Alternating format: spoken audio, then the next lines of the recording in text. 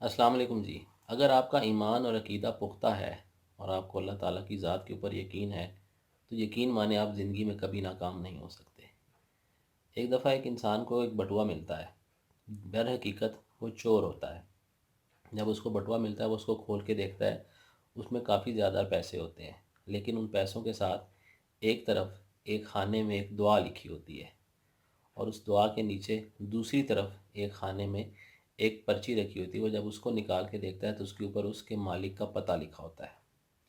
اب ایک طرف اتنے زیادہ پیسے اور دوسری طرف پتہ، وہ چور بغیر سوچے اس مالک کے پاس چلا جاتا ہے اور اس کا بٹوا اس کے حوالے کر دیتا ہے۔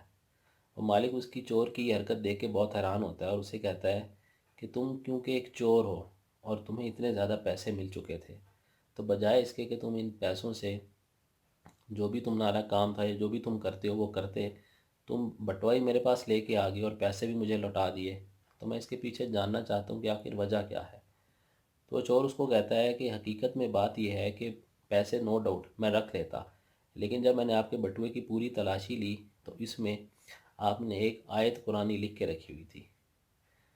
تو اگر میں آپ کو یہ بٹوا واپس نہ کرتا، کیونکہ مجھے یہ لگا، مجھے یہ فیل ہوا کہ آپ نے یہ آیت شاید اس لیے لکھ کے اس بٹوے میں رکھی ہوئی ہے تاکہ یہ آیت آپ کے بٹوے کی حفاظت فرمائے، اور اگر کبھی آپ کا بٹوا کہیں کھو جائے، کہیں گر جائے، تو اس آیت کی وجہ سے اس کی حفاظت اور وہ آپ کو واپس مل جائے۔ تو اسی وجہ سے، کیونکہ میرے مائنڈ میں یہ آیا کہ آپ نے اس مقصد کے لیے آیت رکھی ہوئی تھی، تو میں آپ کا بٹوا لے کے واپس آ گیا ہوں، کیونکہ میں نہیں چاہتا تھا کہ آپ کا ایمان کمزور پڑے، آپ کے ذہن میں، آپ کے مائنڈ میں کہیں یہ بات نہ آئے کہ اس آیت کے رکھنے اور لکھنے کے باوجود مجھے میرا بٹوا نہیں مل سکا۔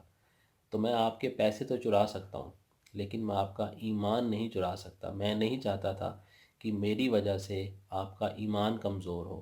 میں آپ کا ایمان چرانے کے قابل نہیں ہوں۔ ہاں، یہ بات ضرور ہے کہ اگر یہ آیت نہ لکھی ہوتی تو پھر آپ کا بٹوا آپ کو کبھی بھی نہ ملتا اور نہ یہ پیسے ملتے، لیکن میں نہیں چاہتا تھا کہ میری وجہ سے آپ کے مائنڈ میں کوئی ایسی بات آئے۔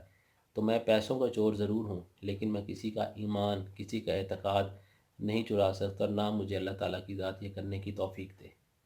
وہ شخص جب اس چور کی یہ بات سنتا ہے تو بہت حیران ہوتا ہے کہ در حقیقت یہ ایک چور ہے، لیکن اس کا ایمان مجھ سے کہیں زیادہ پختہ ہے، اور وہ اس میں سے کافی زیادہ رقم اس کو دے کے اس کو روانہ کر دیتا ہے۔